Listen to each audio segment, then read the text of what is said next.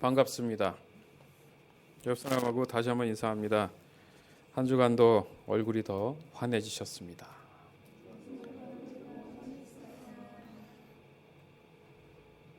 진짜로 하시라니까. 얼굴을 봐야 환한지 안 한지 알지. 안 그래요? 한 주간도 예뻐지고 멋있어지셨습니다.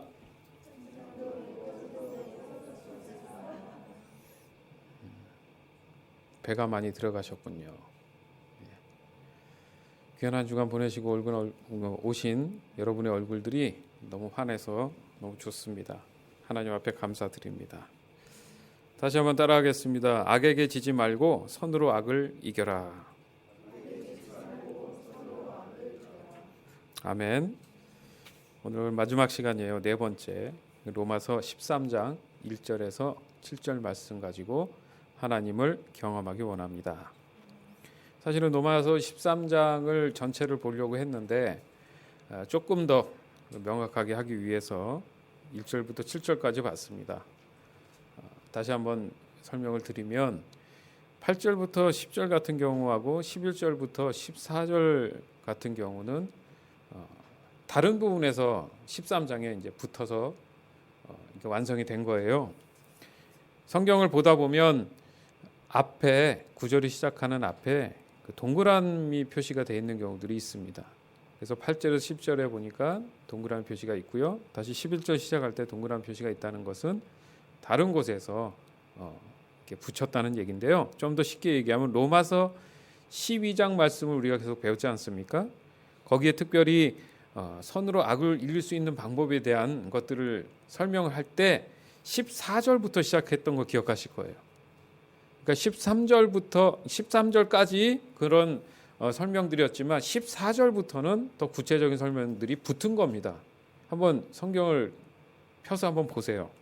로마서 12장 14절을 보면 동그라미가 표시돼서 시작됩니다. 그래서 좀 약간 다른 느낌을 받았죠. 그렇지만 로마서 12장 같은 경우는 이게 핵심이죠. 실천할 수 있는 6가지를 우리가 핵심을 두고 나눈 적이 있습니다. 그래서 6가지를 다시 한번 우리가 경험하기 원합니다. 로마서 12장 14절. 여러분을 핍박하는 사람들을 축복하십시오. 그들을 위해 복을 빌고 저주하지 마십시오. 로마서 12장 15절. 기뻐하는 사람들과 함께 기뻐하고 슬퍼하는 사람들과 함께 슬퍼하십시오. 세 번째는 16절입니다. 서로 한 마음이 되십시오. 교만한 마음을 품지 마십시오. 하찮아 보이는 사람들과도 기꺼이 사귀십시오. 스스로 지혜 있는 척하지 마십시오. 네 번째는 17절입니다. 아무에게도 악을 악으로 갚지 마십시오. 모든 사람이 보기에 선한 일을 하십시오. 다섯 번째는 18절. 여러분 쪽에서 할 수 있는 일이라면 모든 사람과 더불어 화평하게 지내십시오. 마지막으로 여섯 번째는 로마서 12장 19절에서 20절 말씀입니다. 사랑하는 여러분, 여러분이 직접 원수를 갚지 말고 하나님의 진노에 맡기십시오. 성경에 이렇게 기록되어 있습니다. 주님께서 말씀하시기를 원수 갚는 것이 나에게 있으니 내가 갚을 것이라. 여러분은 이렇게 하십시오.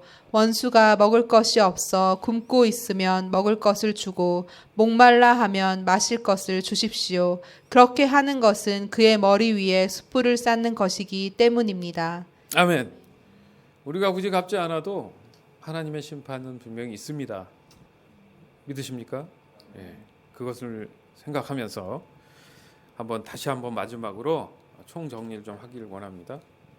그러니까 일반적인 상식에서는 선한 방법으로 악을 이긴다는 것은 마치 드라마틱한 어떤 영화를 보는 듯한 느낌을 받아요. 왜 그렇죠? 요즘 나오는 영화나 드라마들 보면 무슨 변호사 얘기도 많고 형사 얘기도 많고 또 아니면 기업 안에서 정의로운 말단 직원이 회장을 상대로 해서 막 이렇게 하면서 스토리를 이어가다가 결국 뭐 정의가 이긴다 뭐 그런 내용들이 많단 말입니다.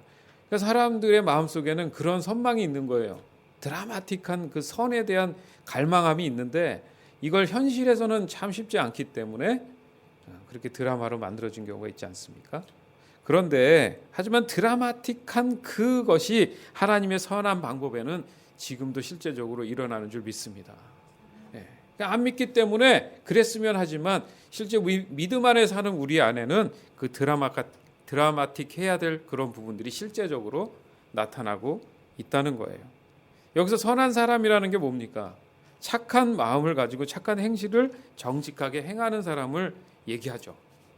자, 그 기준이 참 복잡합니다. 예전과 같지 않아요. 왜냐하면 사람들의 그 선함에 대한 기준이 한계가 왔기 때문에 그렇습니다. 여기 가서 얘기가 달라요. 기준이 저기 가서 다르고 방법도 다르고 사상도 다르고 철학도 다르단 말이에요. 그렇기 때문에 보편적이다, 이것이 맞다라고 하기가 참 받아들이기가 어려웠다라는 겁니다. 그런 측면에서 오늘 본문을 이렇게 묵상하다 보면 조금 화가 나는 사람도 있을 수 있어요. 화가 나는 경우가 있을 수 있단 말이에요. 그러니까 자신들의 경험들이 이렇게 뿅 떠오를 수가 있다는 거죠. 현실적인 측면에서. 그럴 때면 답답하고 억울하고 불편함 때문에 마음이 상할 수 있다는 얘기입니다. 맞습니다. 충분히 공감하고 이해가 됩니다. 그럼에도 불구하고 오늘 말씀을 보니까 하나님은 참 심플하게 선을 강조하고 있다는 얘기예요. 우리가 너무 쉽게 알 수도 있는 부분을 기교를 부려서 다른 얘기를 하시는 게 아니라 그대로 그냥 그렇게 하라고 말씀을 하시는 거예요. 그러니까 우리 쪽에서 그게 참 복잡해졌던 것입니다. 선한 양심으로는 이해가 참 잘 돼요. 근데 남의 일이 되면은 이해가 좀 될 것 같은데 직접 그 상황이 지금 당사자인 내가 그랬다면 과연 이 심플한 선이 쉽게 적용이 될까? 이랬을 때 참 갈등이 오겠다라는 얘기입니다. 그러나 그런 상황들이 내 자신에게만 있지는 않다라는 거예요. 그렇지 않겠어요? 수많은 사람들이 그랬고 지금도 그러고 있고 앞으로도 그럴 것이기 때문에 우리는 하나님의 이 지혜를 명확히 깨닫고 명확한 선을 알고 가야지만이 헤쳐나갈 수 있는 것입니다. 오늘 본문에 나타난 그 당시 그 시대에도 동일한 지금 그런 갈등이 존재하고 있었다라는 거예요. 그러면 바울이 그저 선하신 하나님을 강조하기 위한 그냥 조언쯤으로 이 말씀들을 정리했다면 그건 진리라고 볼 수가 없는 거예요. 그만큼 심각한 부분이었기 때문에 후손들에게도 이 부분에 대해서는 어떤 것이 진정으로 선으로 악을 이기는지를 표현하고 싶었던 겁니다. 결국 하나님께서 그것을 원하시는 거죠. 자, 그러면 쉬운 예로 예수님이 이 땅에 오셨던 그 당시로 좀 돌아가면 그 당시 로마 제국이 지배를 하고 있었어요. 근데 예수님의 사역의 전체적인 어떤 것을 봐도 로마 제국에 대한 저항의 흔적이 별로 없습니다. 로마 제국에 대해서 뭐라고 한 적이 없어요. 그럼 그 이유가 뭡니까? 그들이 잘하고 있어서 그래요? 또 그 당시에 그들이 악함에 대해서 하나님께서 그냥 방치하라고 하셔서 그렇게 한 걸까요? 중요한 점이 있어요. 하나님 입장에서 예수님이 이 땅에 오신 것에 관심은 뭡니까? 구원이죠. 그죠? 그렇기 때문에 먼저 복음의 자녀들이 필요했던 것뿐입니다. 그런 일들을 위해 하나님의 백성들을 먼저 설득하는 일을 하시러 오신 거예요. 자, 여기서도 우리가 깨달을 수 있는 것이 세상 권세에 대한 것보다는 하나님의 입장, 예수님의 관심사는 뭡니까? 하나님의 자녀들인 거예요. 그죠? 이 땅 가운데에 그 복음을 들고 가야 될 주인공 자체는 권세자들이 아니라 하나님의 자녀들이라는 포커스를 잊어버리면 이제 헷갈려질 수 있다라는 겁니다. 하나님의 전체적인 역사들을 보면 그렇습니다. 이방인들이 존재했어요. 그러나 대부분 보면 어때요? 나라의 권세를 잡은 사람들이 존재하는 그 모습들을 보면 어때요? 하나님도 그런 부분을 조성해서 이렇게 설정하고 만드신 부분이 당연히 분명히 있었습니다. 그리고 그들은 하나님의 백성들을 분명히 지배했고 통치했어요. 너무 잘 알지 않습니까? 그러나 여기서 중요한 포인트가 있어요. 중요한 포인트가 뭐냐면 그들의 종말이 항상 그렇게 좋지는 않았다는 거예요. 그러니까 하나님의 심판이 반드시 있었다라는 얘기입니다. 자, 안타까운 현실은 현 시대에서도 일어납니다. 그죠? 근래에 그 롯데 형제난에서도 그거에 또 결과적으로 안 좋은 결과들이 있지 않겠습니까? 그죠? 누군가가 자기를 살해하는, 자살하는 일이 또 벌어졌잖아요. 뭔가 트러블이 생기고 권세 잡은 자들이 그런 모습을 가지면 항상 끝이 그렇게 안 좋아요. 어제도 헤드라인 뉴스 막 이렇게 막 몇 시간을 뉴스하는 것 중에, 그죠? 그 트럼프 대선 주자에게, 그죠? 디트로이트인가요? 어느 교회에서 난리가 났습니다. 반대 그 시위라고 보기에는 그렇고, 예, 아주 뭐 엄청난 일이 있습니다. 그러니까 권세에 대한 그런 부분에 대해서 불편함들을 표현하는 건 이해가 돼요. 자, 과연 그건 어떻게 우리가 이해해가면서 선함으로 악을 이길 수 있을까? 이런 고민들이 우리에게는 지금 굉장히 상당히 필요한 부분이라는 겁니다. 로마서 12장 19절에서 20절. 사랑하는 여러분, 여러분이 직접 원수를 갚지 말고 하나님의 진노에 맡기십시오. 성경에 이렇게 기록되어 있습니다. 주님께서 말씀하시기를 원수 갚는 것이 나에게 있으니 내가 갚을 것이라. 여러분은 이렇게 하십시오. 원수가 먹을 것이 없어 굶고 있으면 먹을 것을 주고 목말라 하면 마실 것을 주십시오. 그렇게 하는 것은 그의 머리 위에 숯불을 쌓는 것이기 때문입니다. 아멘. 참 불쌍하다 이거죠. 그냥 어차피 어려움이 올 거고 하나님의 심판이 있을 거면 내가 내 마음에 상처받고 내가 힘들게 살 필요가 없는 거예요. 맞죠? 더 그것에 대해서 내 마음을 비우고 자유하면 머리에 숯불을 얹는 거예요. 언젠가 하나님의 심판은 분명히 기다리기 때문에 내가 그렇게 힘들어할 필요는 없다라는 얘기입니다. 하나님이 모든 것을 주관하시기 때문에, 자, 이것을 어떻게 내 마음의 불쾌함이 사라질 정도로 깨닫고 이해할 것인가, 이게 포인트입니다. 항상 그거 궁금하잖아요. 그렇지 않겠습니까?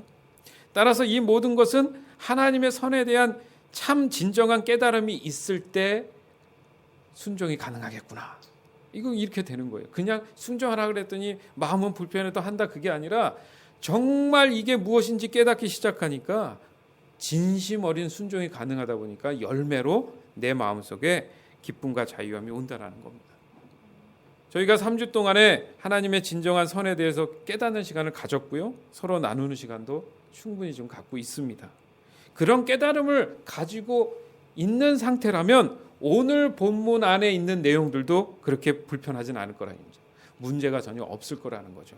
그럼에도 아직도 거리낌이 좀 있다 하면 끊임없이 말씀을 보고 성경을 통해서 깨달음을 얻기 위해서 설교도 충분히 다시 한번 듣고 질문이 생기면 질문도 하고 이런 과정을 좀 많이 거쳐줘야 돼요. 그래야 내 속에서 깨달음이 점점 성령께서 주셔서 좀 클리어질 수 있는 겁니다. 왜냐하면요, 여러분의 삶 안에 지금 당장 닥치는 현실적인 문제들이기 때문에 그렇다는 얘기예요. 그걸 끌고 갈 수는 없잖아요, 계속. 그렇기 때문에 이거 문제를 해결하고 가는 게 차라리 속 편할 겁니다. 로마서 13장 1절에서 2절. 누구든지 국가의 권세 잡은 사람들에게 복종하십시오. 하나님께서 세우시지 않는 권세란 없습니다. 세상에 있는 권세는 다 하나님께로부터 나왔습니다. 그러므로 그 권세를 거스르는 것은 권세를 세우신 하나님을 거스르는 것과 같습니다. 그런 사람은 심판을 받게 될 것입니다. 아멘. 심판을 받게 될 것입니다. 하나님이 세우지 않은 권세가 없다고 지금 말씀하세요. 그리고 세상에 있는 권세는 다 하나님으로부터 나왔다고 합니다.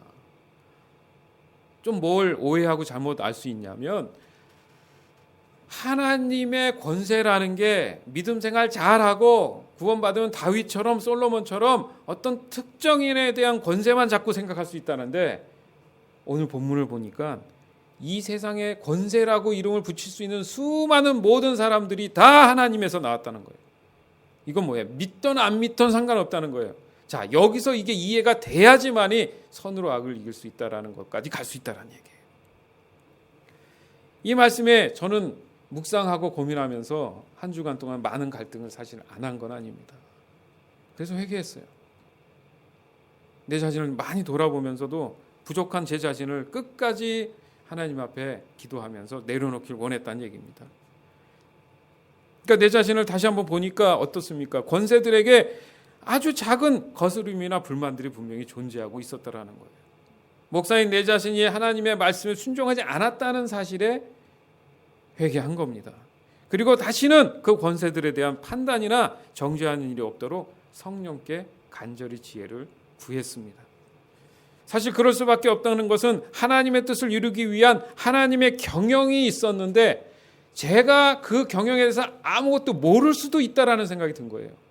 아는 척하지 말자는 거지. 모를 수도 있다는 전제가 되면 내가 함부로 하나님의 경영을 방해할 수도 있겠구나. 두렵더라고. 왜요? 어떤 말에 걸립니까? 심판이 있을 것이다. 이 말. 그러니까 모르면서 내가 아는 것처럼 그들을 정죄하고 그들을 향해서 불편함을 표출을 한다는 것 자체만으로도 하나님의 말씀에 내가 순종하지 않았다. 이런 생각이 드는 거예요. 다시 말해서 권세에 대한 불만은 권세를 세우신 하나님께 불만을 갖는 것이구나. 이렇다니. 그 결과는 결국 나도 심판을 받을 수 있겠구나. 물론 그렇습니다. 심판이 두려운 것이 아니에요. 이것은 내가 하나님을 사랑하는 입장이 되다 보니까 하나님의 마음을 상하게 해서는 안 되는구나. 그렇기 때문에 당연히 돌이켜야지. 걷어야지. 접어야지. 그런 생각하면 안 되구나. 이런 지혜를 얻었다는 얘기입니다. 혹이나 권세에 대한 불편함을 지내고 있다면 여러분 이 시간 저처럼 회개하시는 게 사는 길입니다. 이게 지혜로운 길이에요. 잘잘못을 따지는 것이 아닙니다. 그죠? 하나님을 사랑하기 때문에 하나님을 불편하게 드리는 것이 아니라는 생각인 거예요. 그냥. 여기서 참 하나님의 진리는 보석과도 같다. 보석처럼 빛난다라는 걸 목사님은 저는 깨달았습니다. 로마서 13장 3절에서 5절. 의로운 일을 하는 사람에게는 통치자들이 두려움의 대상이 아니지만 악한 일을 행한 사람에게는 두려움의 대상입니다. 권세 잡은 사람을 두려워하지 않고 싶습니까?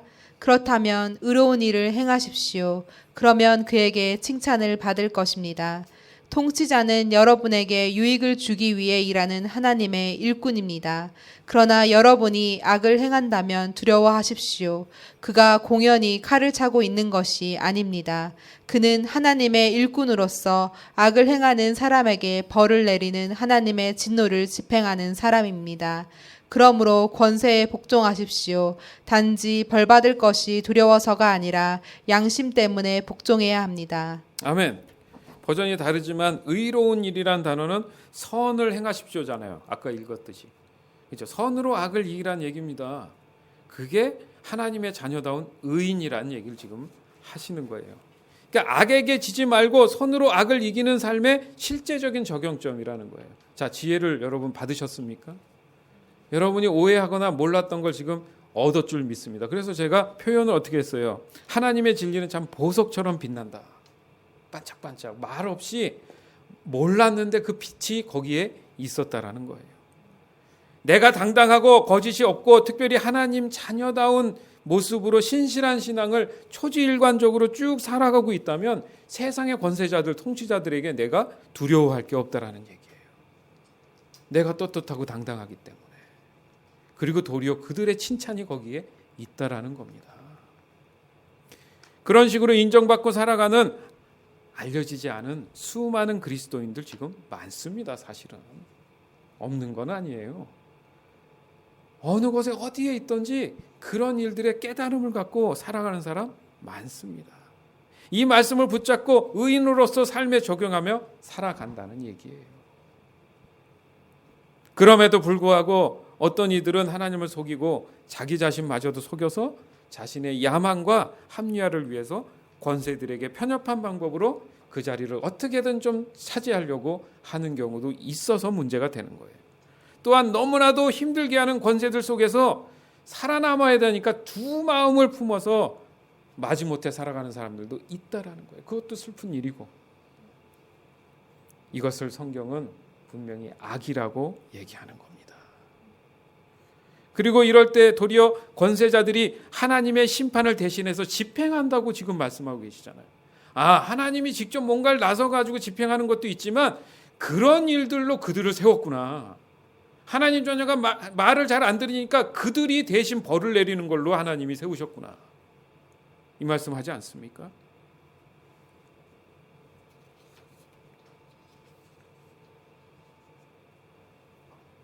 그러니까 따라서 여러분 하나님의 인사관리에 불만을 품지 마시길 바라요. 하나님의 인사권에 대해서 우리는 불만을 받을 만한 권리와 권한이 없다라는 얘기입니다. 하나님이 원하시는 것은 그들을 향한 하나님의 선하심을 나타내기 위한 사랑의 그냥 명분이에요. 악을 설명하려면 뭐가 있어야 된다고요? 선이 있어야 설명이 되잖아요.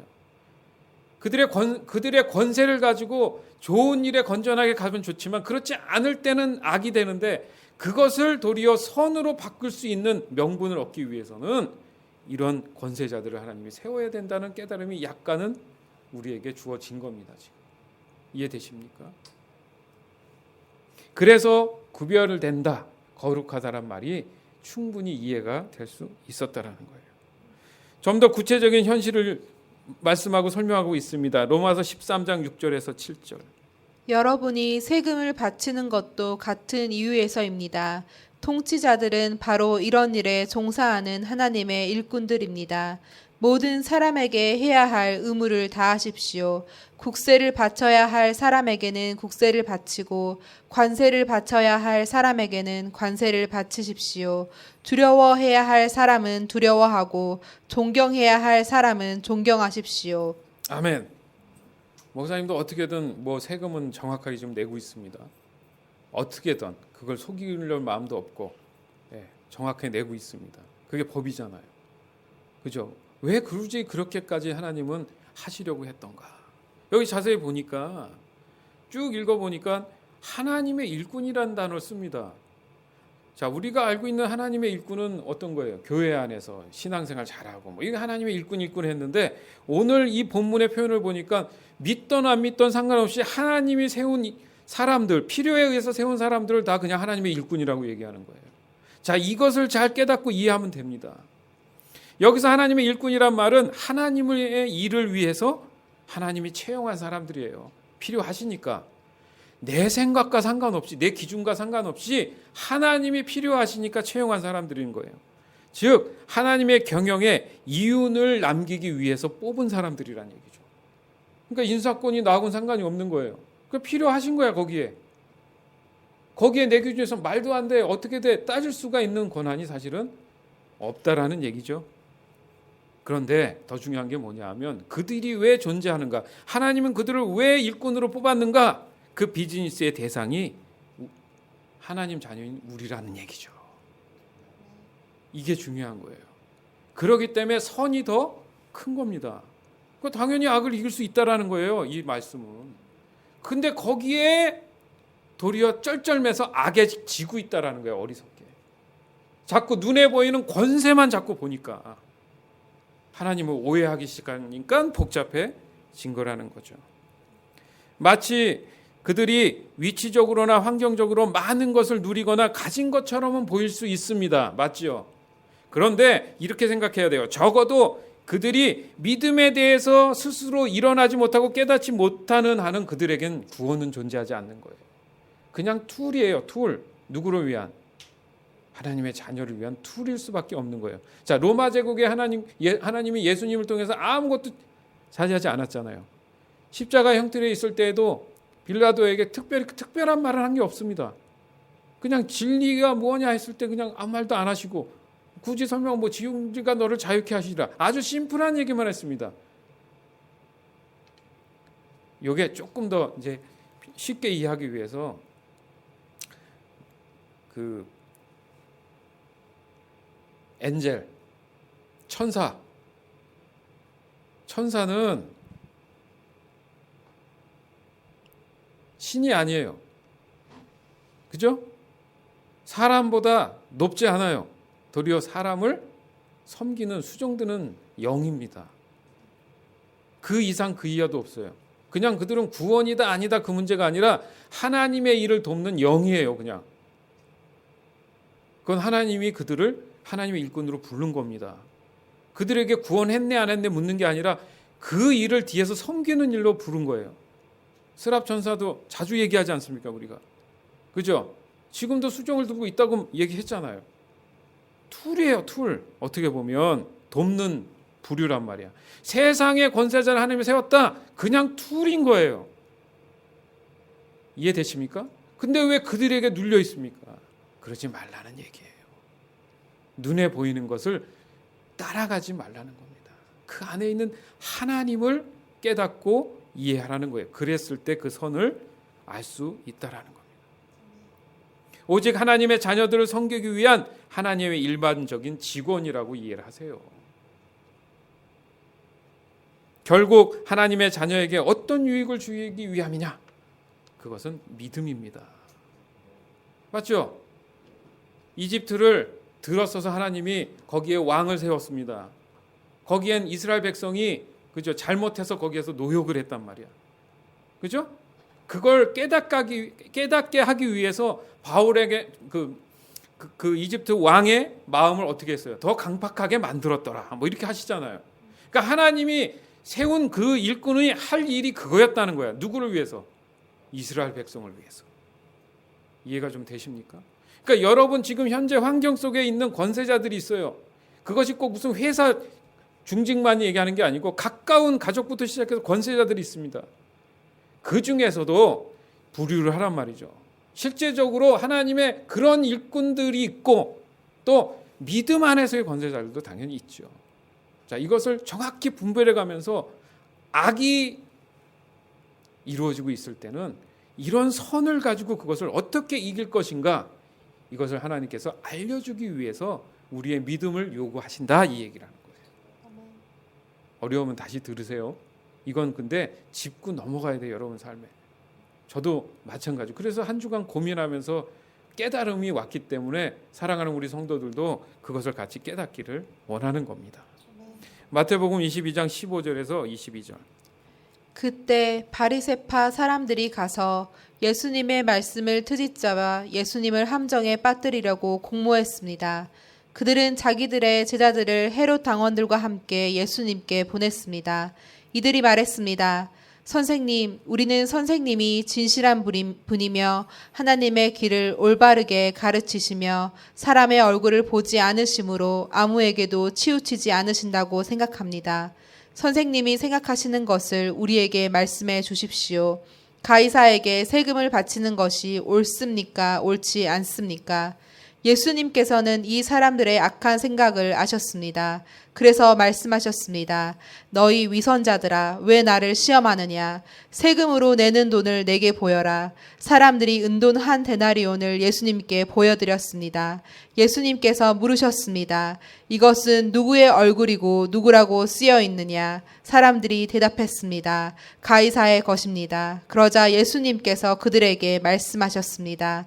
가이사의 것은 가이사에게 주어라. 그리고 하나님의 것은 하나님께 바쳐라. 사람들이 예수님의 말씀을 듣고 놀랐습니다. 그리고 예수님께로부터 떠나갔습니다. 아멘. 여러분 이 예를 듣고 이 말씀을 보고 듣고 놀랐습니까? 놀라야죠. 아니 어떻게 이게 의외의 대답을 할 수 있을까? 분명히 이들은 어떻게든 함정에 빠뜨리려고 했잖아요. 자, 하나님의 경영을 알지 못했던 거야. 그래서 그런 얘기를 하면 넘어갈 줄 안 거야. 근데 그들 입으로도 스스로 인정하는 게 뭐냐면, 선생님, 우리는 선생님이 진실한 분이며 하나님의 길을 올바르게 가르치며 사람의 얼굴을 보지 아니하고 아무에게도 치우치지 않는다고 생각합니다. 그게 선이잖아요. 그만큼 깨끗하다는 얘기야. 당당하다는 얘기야. 그러니까 두려움이 없는 거예요, 예수님은요. 아, 이게 선함의 기준이구나. 그러니까 예수님이 기도 잠깐 하셨겠죠. 하나님, 이거 어떻게 해야 됩니까? 보니까 상황을 딱 느껴보니까 하나님의 경영 방법에 대해서 성령을 통해서 전달받은 것 같다는 거지. 경영이잖아요, 지금도 이거. 이 자체가. 세금을 낼 거냐 안 낼 거냐 어떻게 문제. 이런 대답할 줄 어떻게 알았어? 거기에 넘어뜨리려고 했더니 하나님의 고차원적인 경영을 지금 설명하고 있었더라는 거예요. 그러니까 아무 소리 못하는 거야. 하나님의 경영에 대해서는 아무도 얘기할 수 있는 사람이 없구나. 인간의 상식으로는 이해할 수 없는 방법으로 영적인 경영을 하고 계신 겁니다. 믿으시기 바라요. 그러니까 내 한계 내에서 알고 있는 걸로 하나님 이해하면 안 돼요. 그럼 회개가 되는 거야. 저처럼. 아니구나. 주님을 내가 더 몰랐구나. 자꾸 내가 불안해하고 자신이 없는 것은 뭐예요? 주님을 내가 아직 모르는 거죠. 더 알려고 해야 되는 거야. 그래서 그런 갈망함을 가지고 하면 예수님처럼 이렇게 경영의 방법을 깨닫게 된다는 거예요. 그래서 이제부터 믿는 우리는 뭘 배워야 되겠어요? 하나님의 경영을 배울 줄 알아야 되는 거예요. 그게 무슨 말입니까? 진정한 선으로 악을 이긴다는 게 무슨 의미인지 깊이 있는 통찰을 배우게 된다는 얘기예요. 이것이 악에게 지지 않고 선으로 악을 이긴다는 진정한 의미를 배우는 지혜였다라는 겁니다.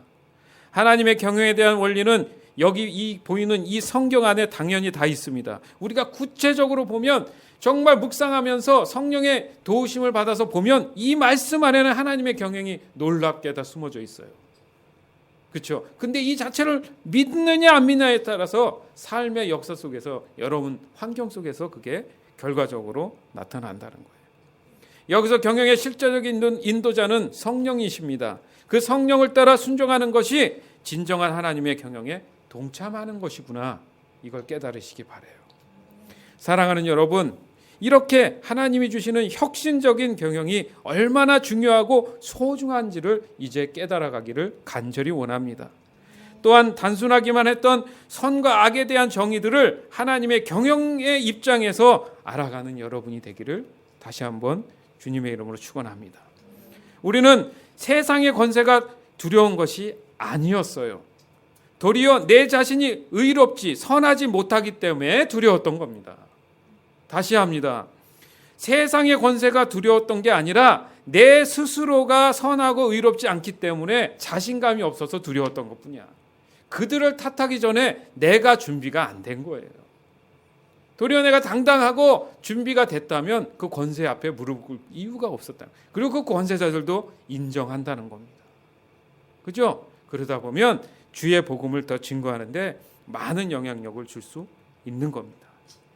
따라서 그리스도인들은 세상을 두려워하지 않습니다. 왜냐하면 세상도 하나님의 영광을 위해 존재했기 때문에 모든 경영은 하나님의 자녀들을 위한 것이며 더 나아가서는 하나님의 꿈인 화평과 회복을 위한 하나님의 사랑인 것입니다.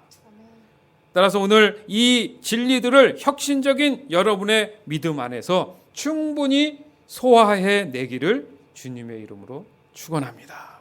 축원합니다. 축원합니다. 지금은 우리 주 예수 그리스도의 은혜와 하나님의 극진하신 사랑하심과 성령의 교통하심이 사랑하는 성도들 머리 위에 이제로부터 영원토록 함께 있을지어다. 아멘. 이 시간 같이 기도하길 원합니다.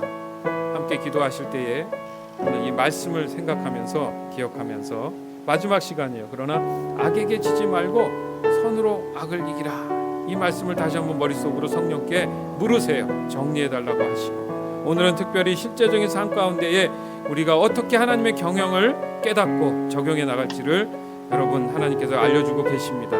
믿음으로 이 말씀들을 가슴팍에 새기고 이 시간 간절히 기도하셔서 자유함을 얻게 되기를 바랍니다. 기도합니다. 귀하신 아버지 하나님 감사합니다. 오늘도 귀한 말씀 가운데에 이제 악으로 우리가 가지 않고 선으로 악을 이길 수 있는 방법들에 대해서 마무리가 되었습니다. 아버지 내 입장 가운데 살아가는데 가장 큰 문제가 권세에 대한 불편함이었는데 이제 말씀의 깊이를 깨달은 것 통해서 그리고 아버지 말씀을 우리가 깨달은 것이 모든 사람들이 알게 하나님의 되었습니다. 것들을